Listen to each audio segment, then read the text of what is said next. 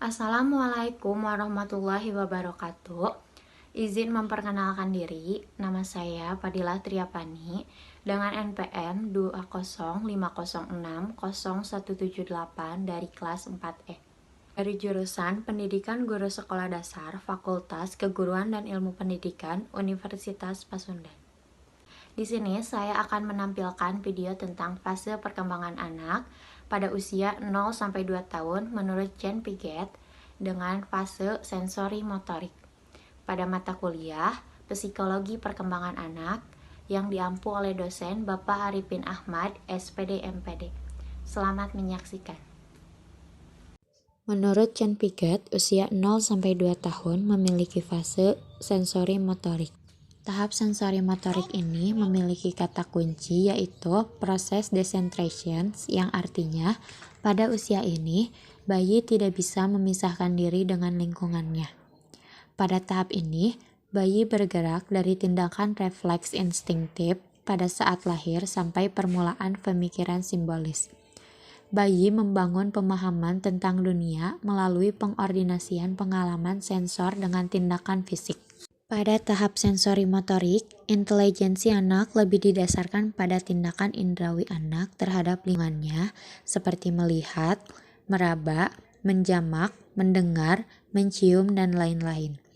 Pada tahap sensori motorik ini, gagasan anak mengetahui suatu benda berkembang dari periode belum mempunyai gagasan menjadi sudah mempunyai gagasan. Jean Piaget membagi tahap sensori motorik dalam 6 periode. Yang pertama, periode refleks. Yang kedua, periode kebiasaan. Yang ketiga, periode produksi kejadian yang menarik. Yang keempat, periode koordinasi skemata. Yang kelima, periode eksperimen.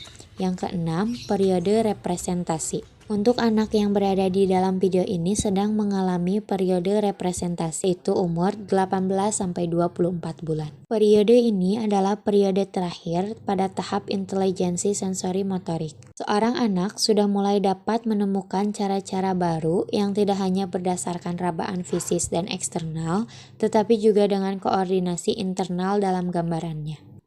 Pada periode ini, anak berpindah dari periode intelijensi sensori motorik ke intelijensi representatif. Secara mental, seorang anak mulai dapat menggambarkan suatu benda dan kejadian dan dapat menyelesaikan suatu persoalan dengan gambaran tersebut.